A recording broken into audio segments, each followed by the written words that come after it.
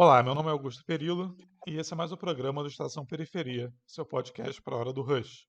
Antes da gente começar a entrevista, eu gostaria de falar que o Brasil passa da marca de 353 mil mortes por Covid, mas não só por Covid, né? É porque a gente tem também na frente, na presidência da República, na condução desse país, um genocida, um corrupto, alguém que só pensa em si.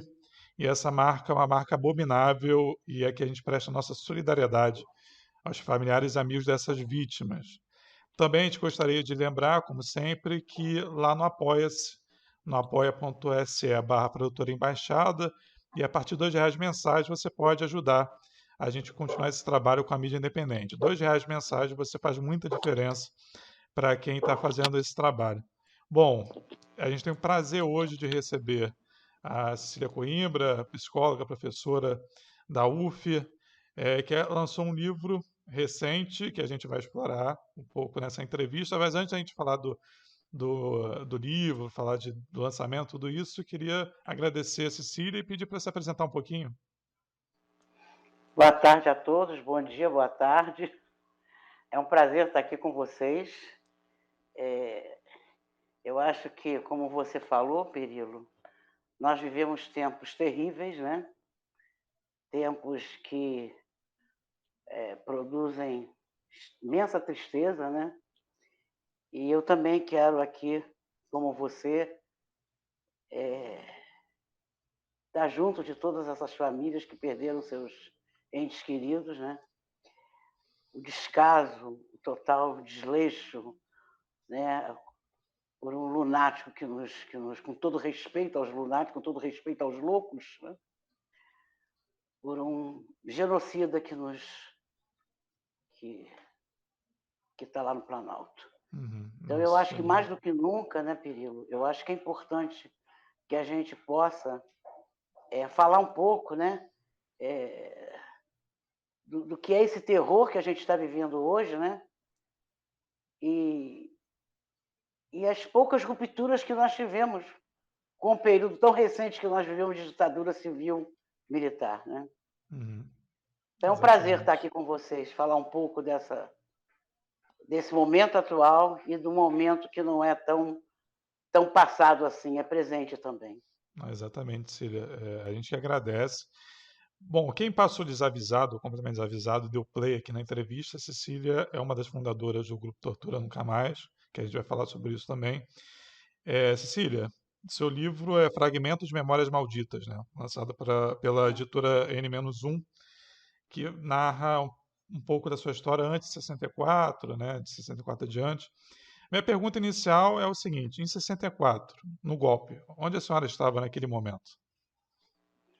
Eu, em 64, eu estava junto com cerca de 300 estudantes no dia 1º de abril, no CACO, Centro Acadêmico Cândido de Oliveira, na Faculdade Nacional de Direito, ali perto da Central do Brasil, Campo Santana. Iríamos ingenuamente resistir ao golpe, né, que se avizinhava, que já se efetuava naquele dia, 1º de abril.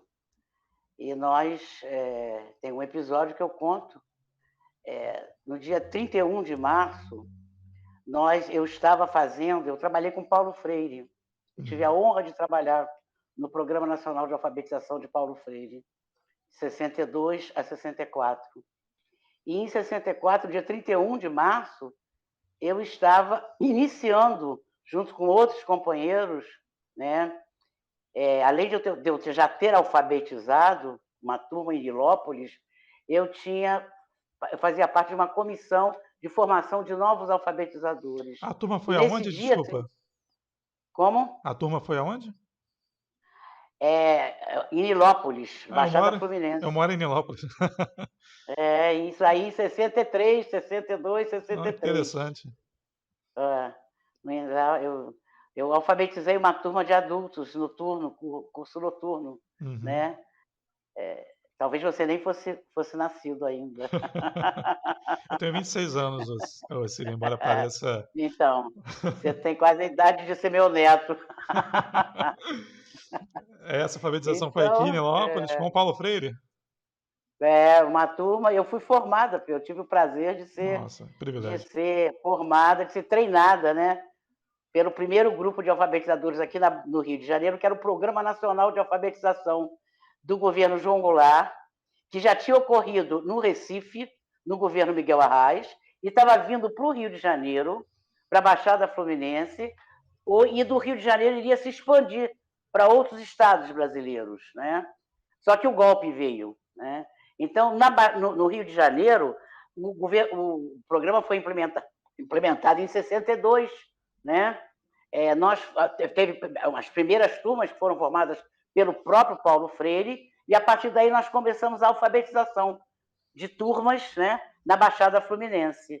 Eu, depois de ter alfabetizado, ter tido essa experiência, que foi uma coisa, eu narro isso no meu livro, foi uma coisa assim, impactante, né, para uma estudante de história, como eu era, uma pequena burguesa, classe média, né, ter contato com aquelas pessoas ditas analfabetas, mas que nos ensinaram tanta coisa, né? Que era o que o Paulo Freire colocava, o ensinar aprendendo e o aprendendo ensinando, né? Sim. Então, eu não sei se você... Apenas uma curiosidade, a alfabetização de adultos do Paulo Freire, ela fazia toda uma pesquisa no universo vocabular da população que seria alfabetizada, né? E pegava algumas palavras-chave.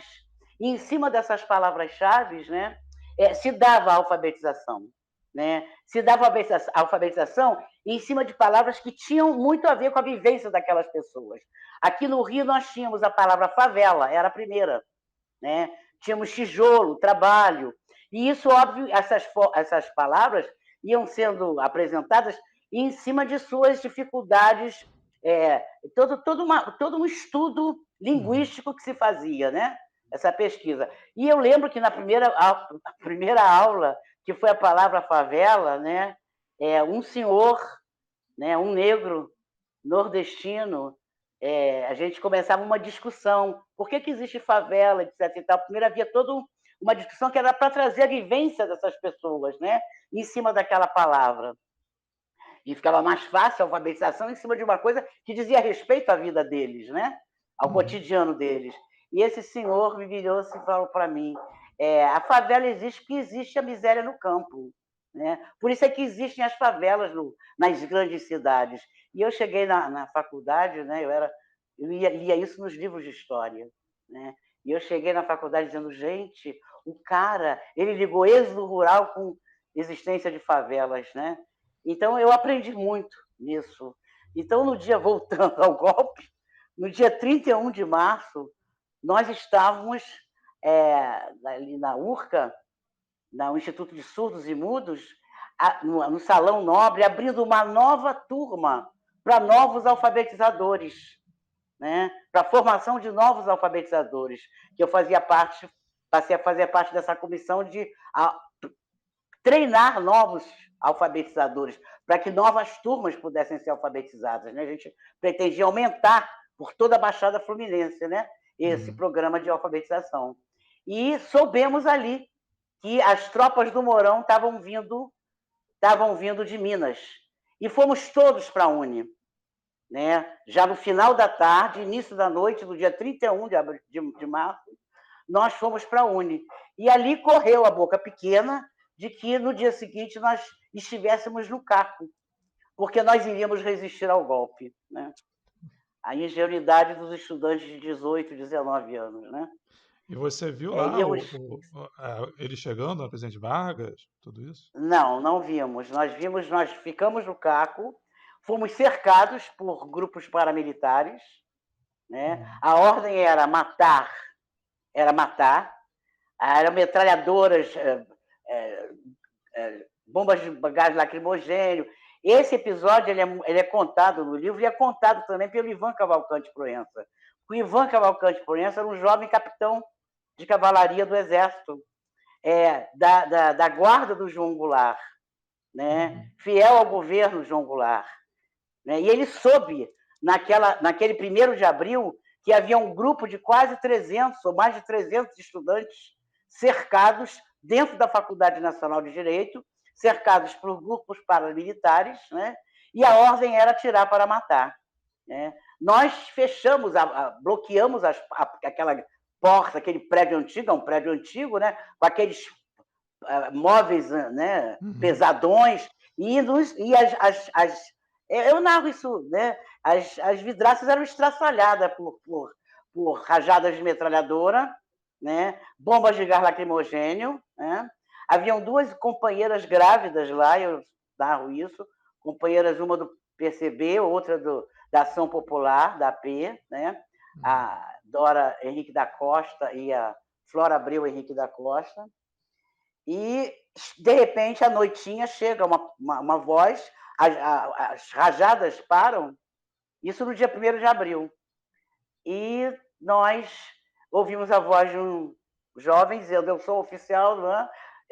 Se apresenta, abram a porta, eu garanto a saída de vocês. Eu garanto a saída, a integridade física de todos vocês. E foi o Ivan, que logo depois foi preso, que nos salvou. Eu garanto a saída de vocês até a Presidente Vargas. E nos orientou para sair em pequenos grupos. Nós saímos em pequenos grupos de 7. Né? Chegava na Presidente Vargas, quem ia para a Zona Norte virava para a direita, né, para a esquerda, e quem ia para a Zona Sul virava para a direita. Eu estava morando na Zona Sul. E aí eu fui com um grupo andando a pé, porque aqui tinha sido decretado naquele dia, 1º de abril, pelo Comando Geral dos Trabalhadores, pelo CGT, greve geral. Não havia. Aí, na frente da Central do Brasil, nós vimos várias viaturas incendiadas. Tinha tido resistência popular.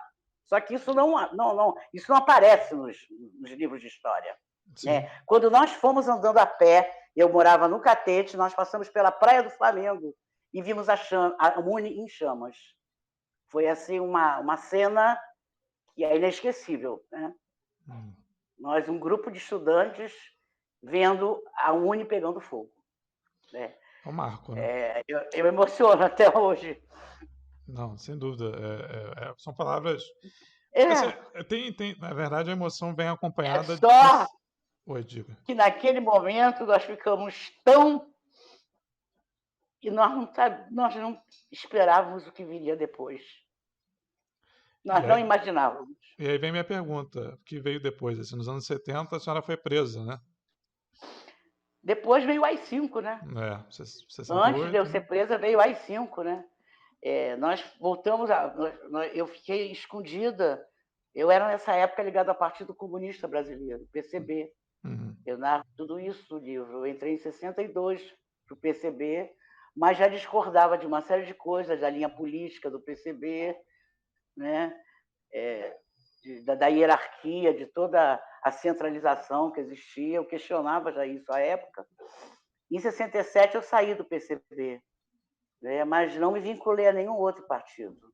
Eu tinha muitos amigos que já em 67, 68, mesmo antes do AI-5, já tinham ou se exilado, e muitos diziam: vocês precisam se exilar, vocês são conhecidos.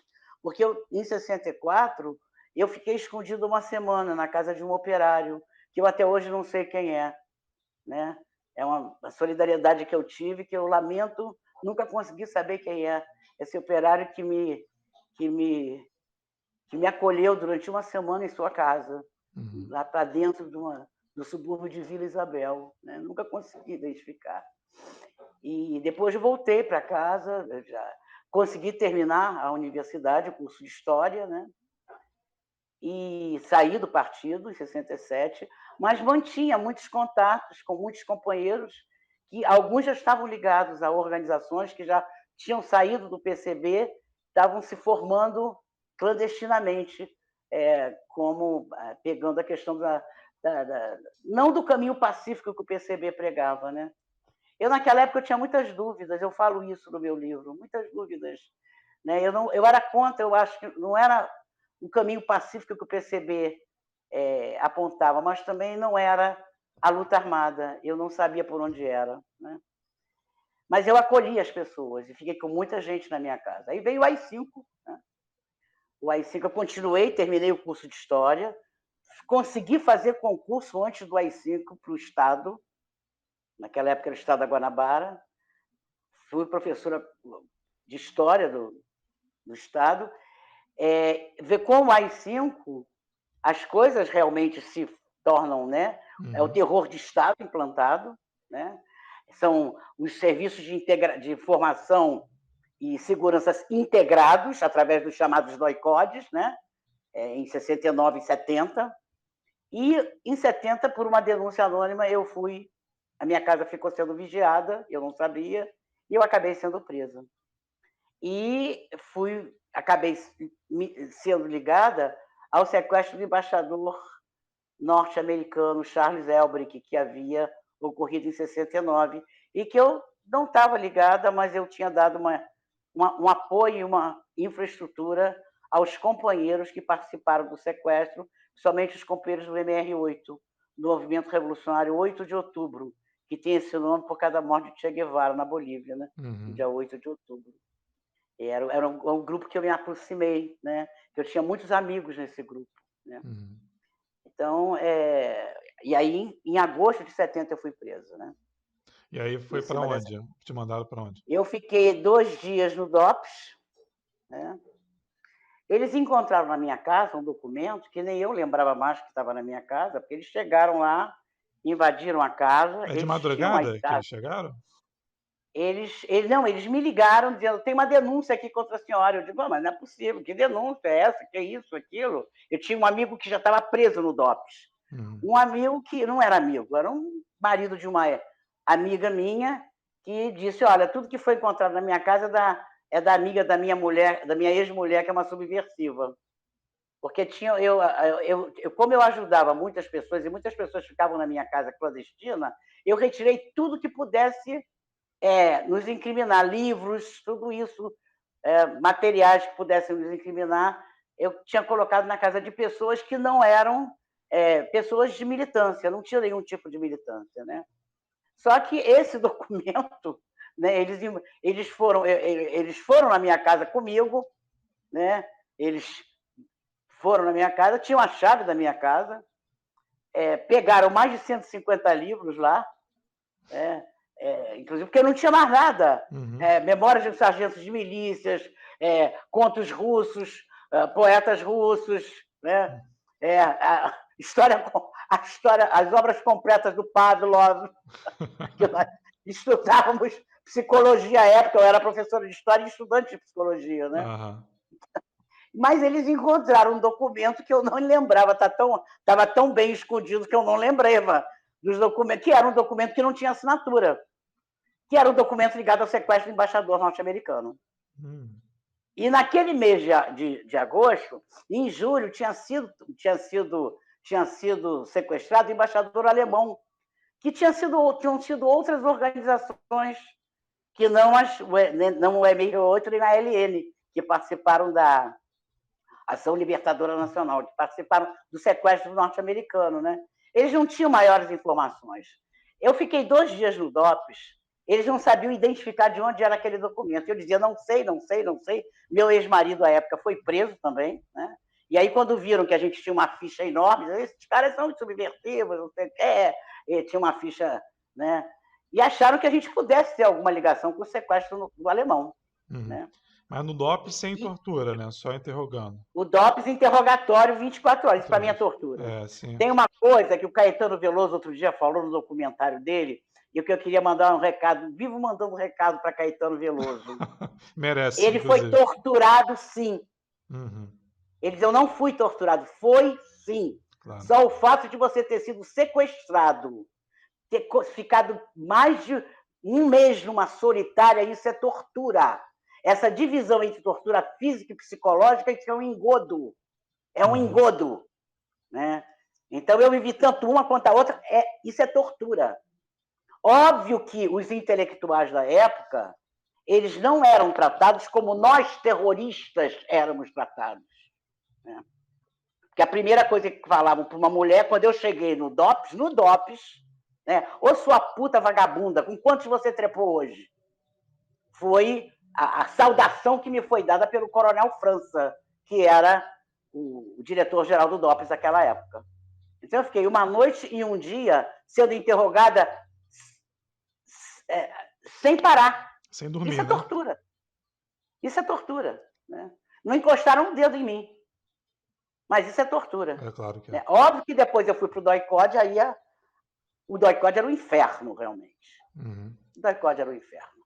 Primeira coisa é te colocar nua, é te desqualificar enquanto mulher, enquanto mãe, enquanto me fizeram acreditar durante quase 2 meses que meu filho tinha sido... Eu tinha um filho de 3 anos e meio, tinha sido entregue ao juizado de menores. Né? Isso, para mim, é uma tortura violentíssima. Uhum. Violentíssima, né? E choques elétricos em todas as partes do corpo, né? Te botando, inclusive, molhada para o choque ser mais intenso. Você perde realmente todo o controle da bexiga, do esfíncter, né? Menstruação sai. Então, Uhum. é indescritível. A tortura é uma coisa que não se tem palavras para descrever o que é. Né? Uhum. O que é você estar à mercê do outro. Né? E a força que você faz para não enlouquecer, para não ficar à mercê do outro.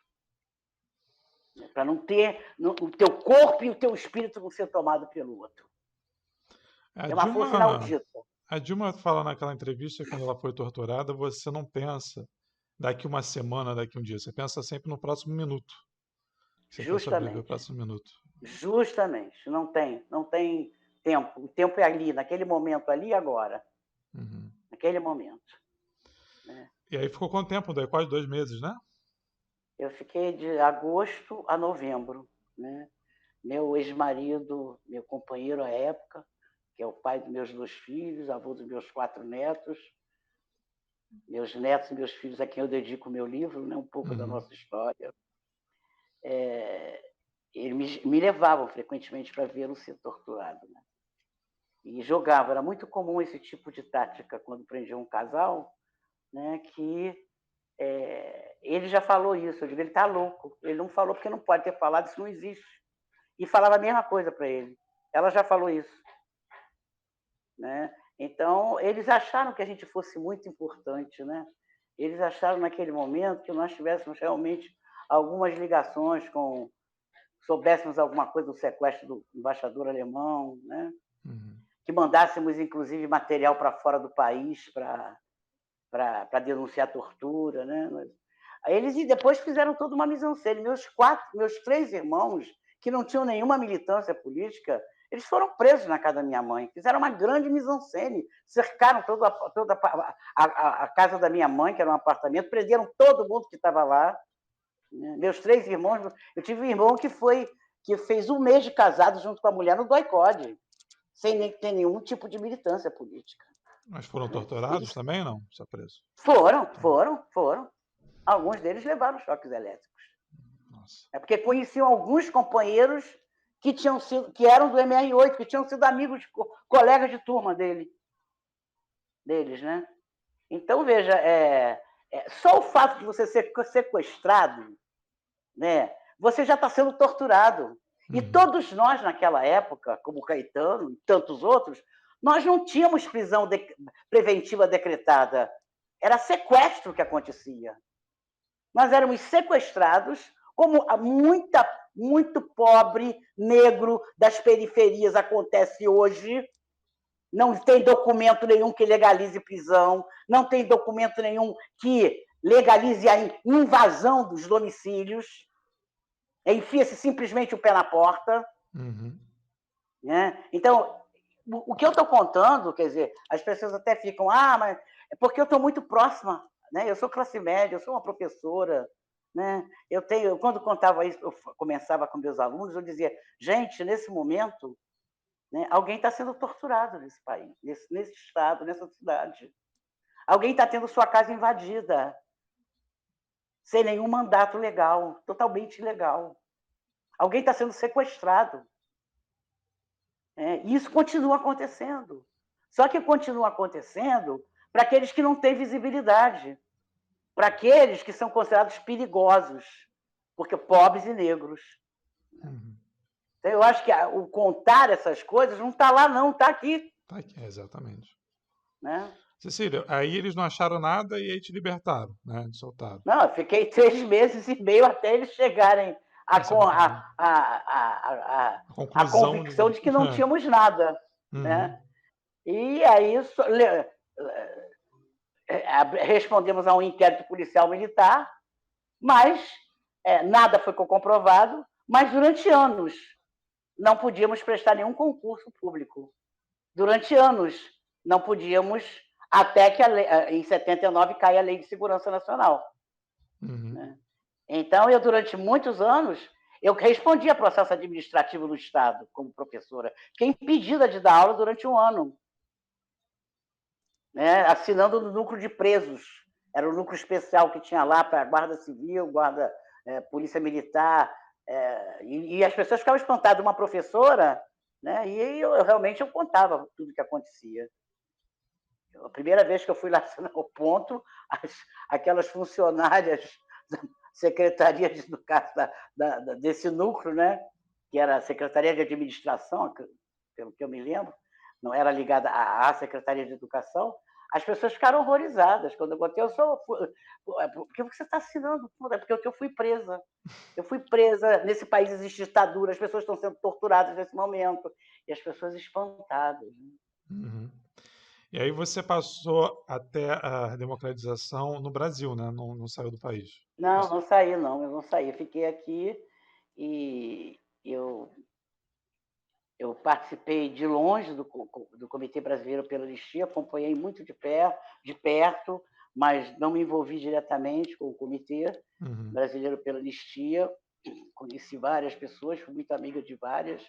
Dei-me, inclusive, depoimentos meus sobre 2 companheiros que eu vi sendo torturados no DOI-CODE. Um é desaparecido político até hoje, o Jorge Leal Gonçalves, que era da PML, da Ação Popular Marxista-Leninista. Eu o vi sendo barbaramente torturado. E fui testemunha também das torturas do Eduardo Leite, o Bacuri, que era da ALN, Ação Libertadora Nacional, que já não andava mais. Né? Bacuri já era carregado, já não andava de tanta tortura. E posteriormente ele ainda foi levado para São Paulo.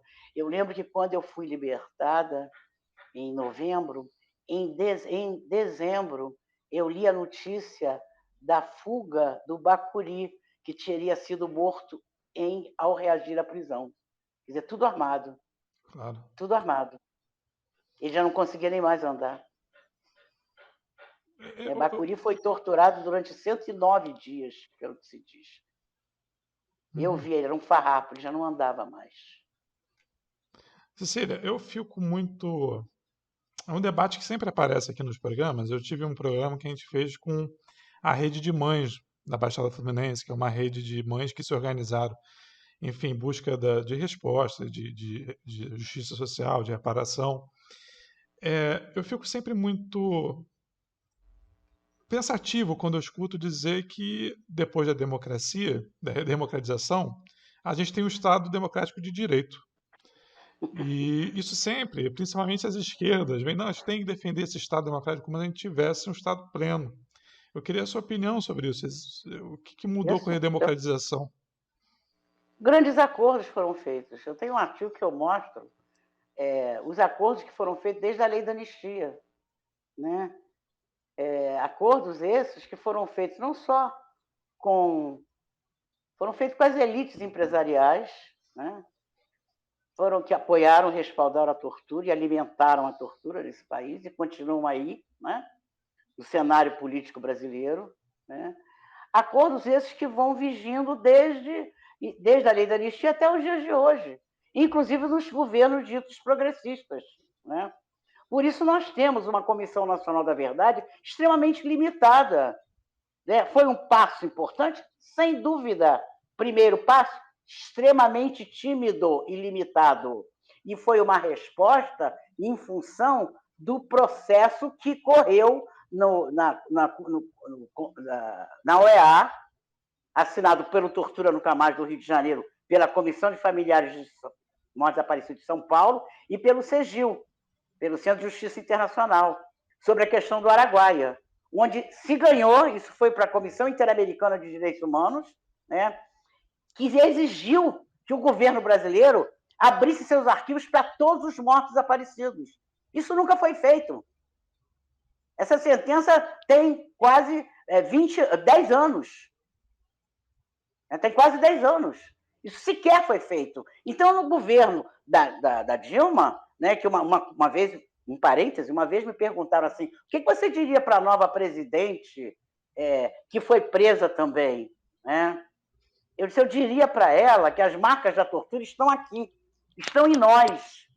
Quem passou por isso está marcado, né?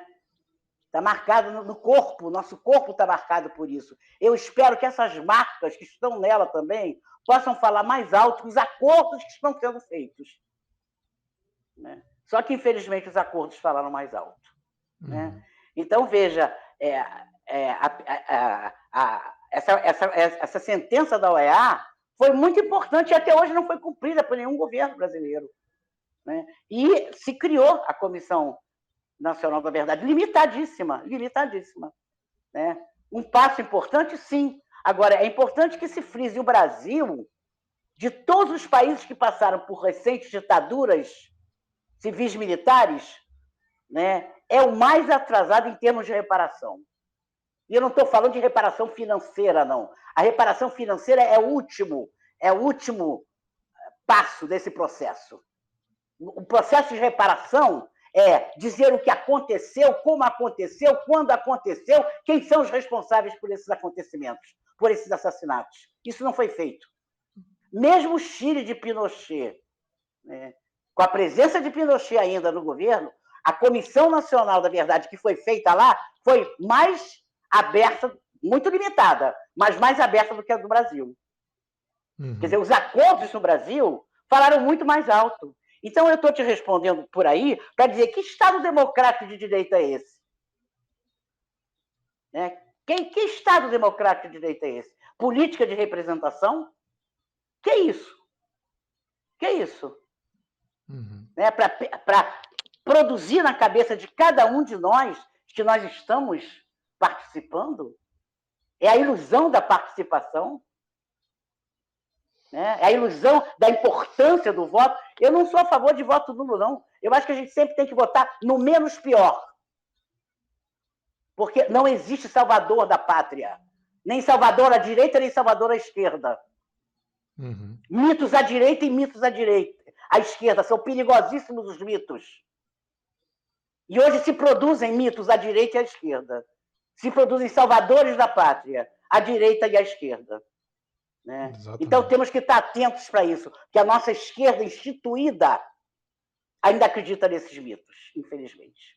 A nossa esquerda instituída ainda acredita que é possível um Estado democrático de direito, onde o capital explora, e cada vez mais explora, de forma selvagem, que é o que nós estamos vendo hoje aí. Não é só a pandemia, é a pandemia também, mas aliada a um genocídio planejado.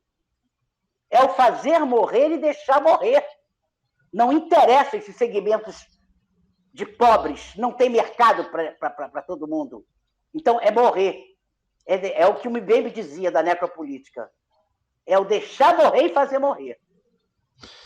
Cecília. Então, não sejamos ingênuos. Oportunista, né? Tem muita gente que é oportunista também, né?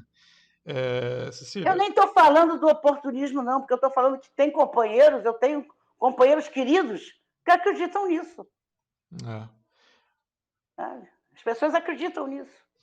Cecília, antes da gente passar para o livro, eu queria saber do Grupo Tortura Nunca Mais, né? Teve a redemocratização, não teve justiça, ninguém foi preso, uma anistia imposta, e aí vocês criaram esse grupo, como que surgiu? Foi por acaso, né? E não fui eu não sou, eu sou uma das fundadoras, eu gosto muito de falar isso. Isso é um coletivo, foi um coletivo e continua sendo um coletivo, né? Eu acho que em abril de 85, aqui no Rio de Janeiro, durante o governo progressista de Leonel Brizola, né? Inclusive, era um período ainda já terminando, já na Nova República, já terminando o período do governo Figueiredo, né? Aquela transição, porque no Brasil nunca houve ruptura, né? As transições vão se dando, né? Vão se fazendo alianças, acordos, né? A história do Brasil é a história dos acordos e das alianças, né? Sem nenhum tipo de ruptura. As rupturas realmente são totalmente, né, massacradas, invisibilizadas na história, né? Por isso é que eu falo de memórias malditas. Certas memórias são malditas, o Estado não quer saber dessas memórias. Mas em abril de 85, nós tivemos informações, nós, assim, um grupo de pessoas que tinham sido da Faculdade Nacional de Filosofia, que estavam no CACO naquele dia do 1º de abril, né? E continuávamos amigos e companheiros daquela época, tivemos conhecimento de que algumas pessoas... primeiro veio uma notícia do jornal do secretário de Transportes do governo Brizola, à época, que era um grande companheiro nosso, da época do movimento estudantil, Brandão Monteiro. O Brandão Monteiro denunciava, como secretário de Transportes do governo do Estado, que estava sendo indicado para comandante do Corpo de Bombeiros um cara que tinha torturado ele, o Walter Jacarandá. E aí ele veio para o jornal falar isso. E em cima da fala do Brandão, nós começamos a ligar um para o outro, dizendo, o Jacarandá, sim, torturou fulano, torturou Beltrano, e, na época da prisão, etc. e tal. Começamos a formar um pequeno coletivo, né? E começamos a ter informações de que outras pessoas que ocupavam cargos de confiança no governo Brizola, assessoria do Banerj, por exemplo, né, que era o Banco do Estado do Rio de Janeiro, pertenciam à parada de repressão, tinham pertencido à parada de repressão, né? Então, nós tivemos um grande apoio do Modesto da Silveira, querido Modesto da Silveira, que não está mais entre nós, um advogado de presos políticos, né?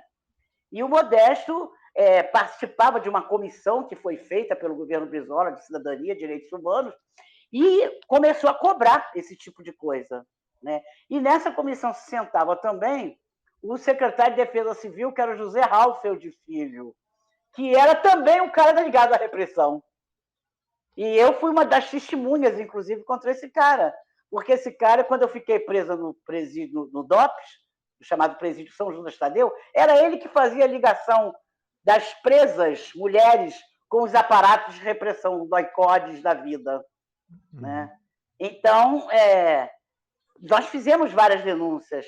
E aí, algumas pessoas foram afastadas. O Ralfeld não foi afastado. Agora, o Walter Jacarandá não ficou como comandante do Corpo de Bombeiros, né? O Riscala Corbage, que foi um cara que era o chefe da equipe que me torturou pessoalmente, e outros companheiros, né? Era o major da PM Riscala Corbage, que era assessor do Banerj, que foi retirado, né? E nós aí vimos da importância, nos reunimos toda segunda-feira, o Sindicato dos Jornalistas. Não tínhamos nenhuma pretensão de formar grupo nenhum.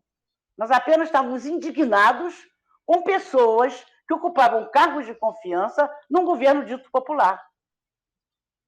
Pessoas que tinham nos torturado. Nós estávamos vivos e éramos testemunha disso, né?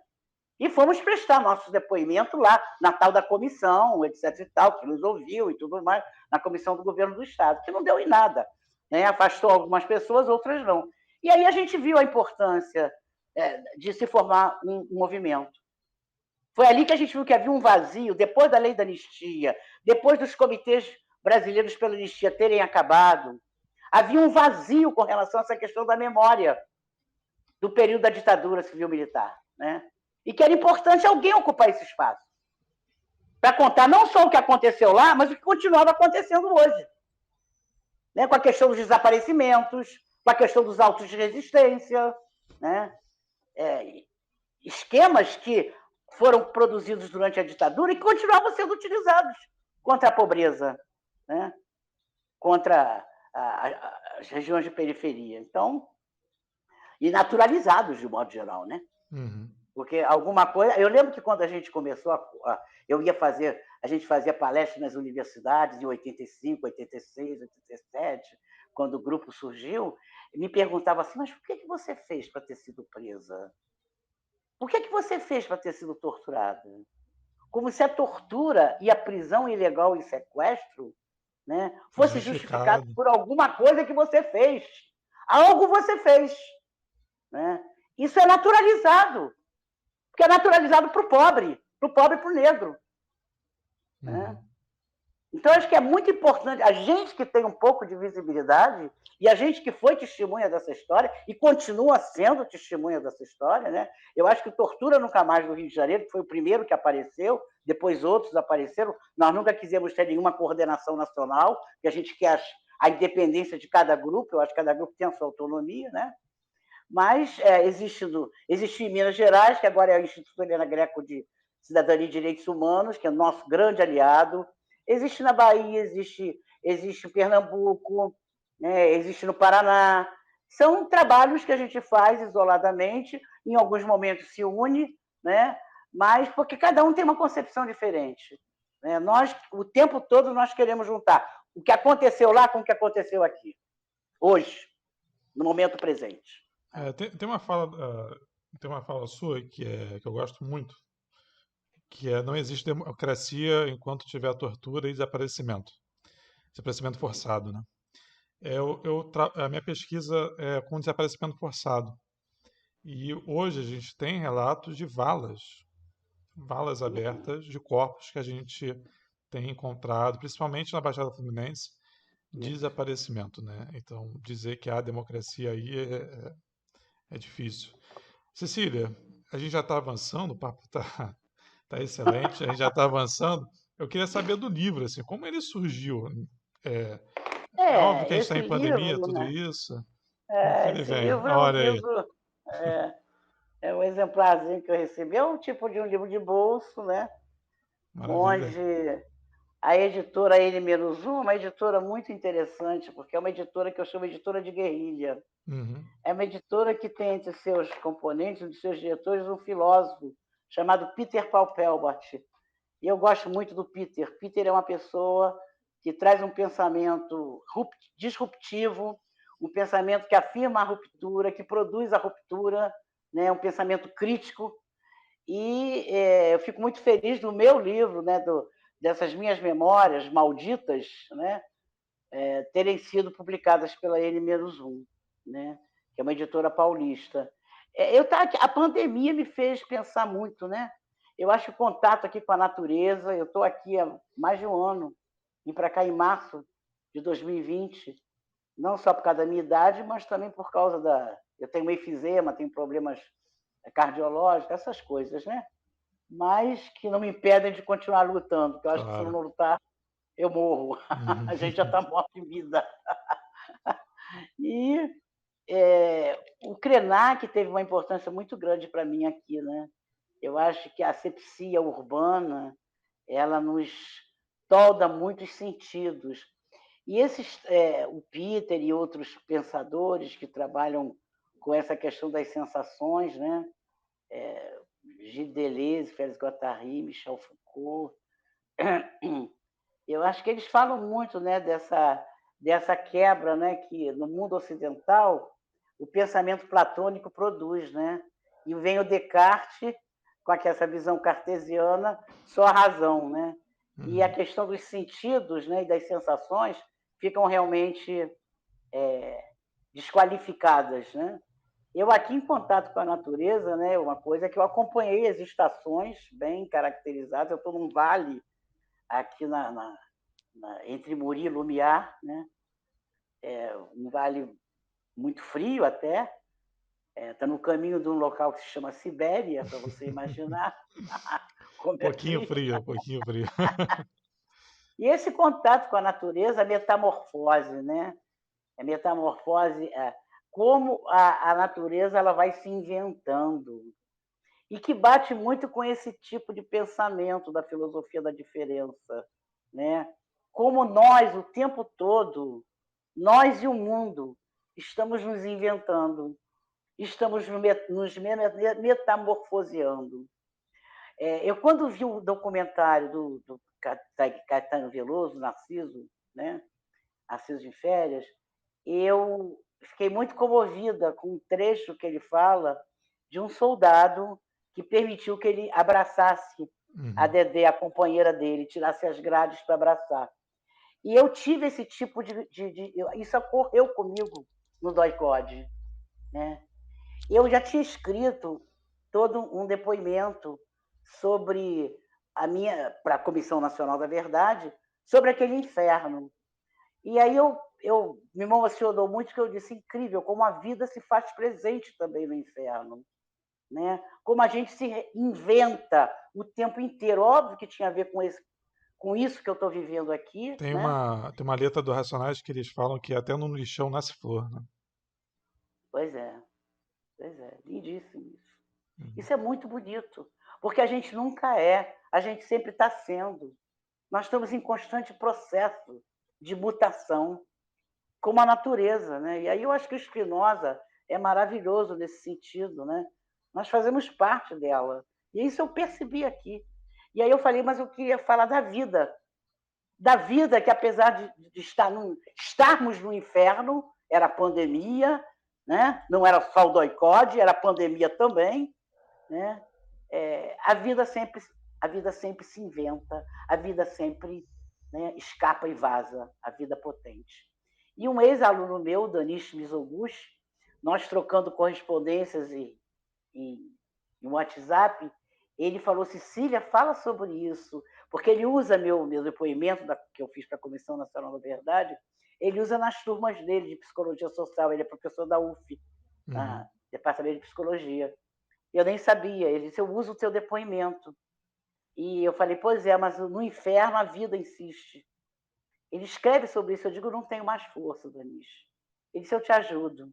Foi muito bonito, foi um processo coletivo, Uhum. onde eu gravava áudios para o Danish durante os meses, justamente 50 anos depois da minha prisão. Exatamente. Isso foi ao caso. Isso foi no setembro, outubro, novembro e parte de dezembro. E a minha amiga, companheira aqui, ela, nos finais de semana, nós dávamos. Eu gravava os áudios em cima do depoimento. Eu peguei artigos que eu já tinha escrito, espaço, não sei o quê. A gente foi ordenando aquilo ali, né? E o livro sai de 6 mãos, né? O livro não é só meu, são as minhas memórias, mas o livro é também do Danish Mizoguchi e da Ana Maria Monteiro de Abreu, né? Ó, quem ouviu essa entrevista, ouviu agora o relato da Cecília e não comprar o livro, não sabe o que é viver, Cecília. Depois dessa entrevista, a pessoa não quiser comprar, eu vou botar inclusive no link, para quem quiser, o link para fazer a compra. Cecília, eu Só um queria. minutinho também, Diga, Perilo, claro. só um minutinho. Essas memórias não são as memórias da Cecília, não são as memórias, não é uma coisa de ego. Nesse período, por WhatsApp, né, porque eu não tenho aqui sinal da Vivo, eu conversei com algumas pessoas, eu consegui conversar com algumas companheiras que estiveram presas comigo, com meus irmãos que foram presos, com meu cunhado que foi preso, com meu ex-companheiro, meu ex-marido que foi preso. E então essas memórias é um coletivo de memórias também, Uhum. né? É um coletivo não só de a escritura, como as memórias também. Como toda São luta, as né, memórias Cecília? de uma geração, né? Como toda luta deveria ser coletiva, né? Não tem como fugir disso. Cecília, antes da gente terminar, uma última pergunta para arrematar. Se você pudesse não, a gente sonha com um outro mundo, né? Como é que é esse outro mundo para você? Se a gente pudesse superar esse aqui, como que ele seria? É micropolítico, é no cotidiano, é no miudinho, é nas pequenas relações que você tem, que você desqualifica, que você não dá importância, né? Uhum. Eu acho que macropoliticamente não vejo saída. A gente gasta muita energia da gente, né?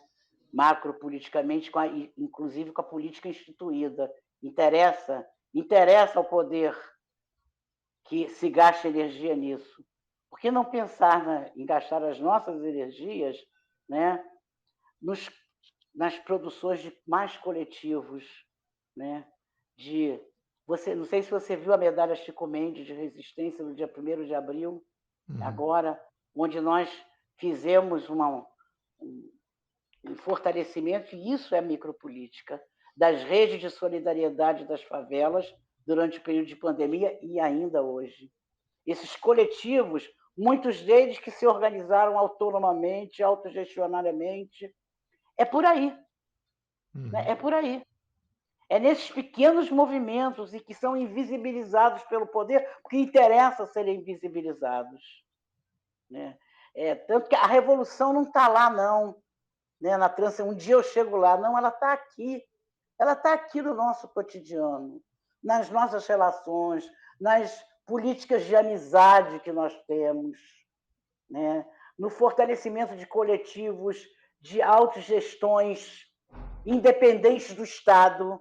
Por isso é que o Tortura Nunca Mais do Rio de Janeiro, ele, além de ser suprapartidário, ele é autônomo e independente, não recebemos nenhum apoio financeiro e não queremos de nenhuma instância governamental. Uhum. Eu acho que os zapatistas mostraram um pequeno exemplo disso. Nós temos isso em vários pontos do planeta. Eu acho que é pensar planetariamente e micropoliticamente. Uhum. Cecília, muito obrigado. Eu tinha preparado um turbilhão de perguntas, mas a conversa foi tão fluida que eu aposto que, inclusive, quem está ouvindo está se lamentando por terminar essa conversa, mas aí já fica o gancho para quem quiser continuar. Compre o livro da Cecília, acompanhe o Grupo Tortura Nunca Mais, ali tem conteúdo, tem bastante conteúdo para você se ficar por dentro. Cecília, muito obrigado mesmo por esse bate-papo. Espero que tenha sido também prazeroso para você. E esse foi mais um programa Estação Periferia.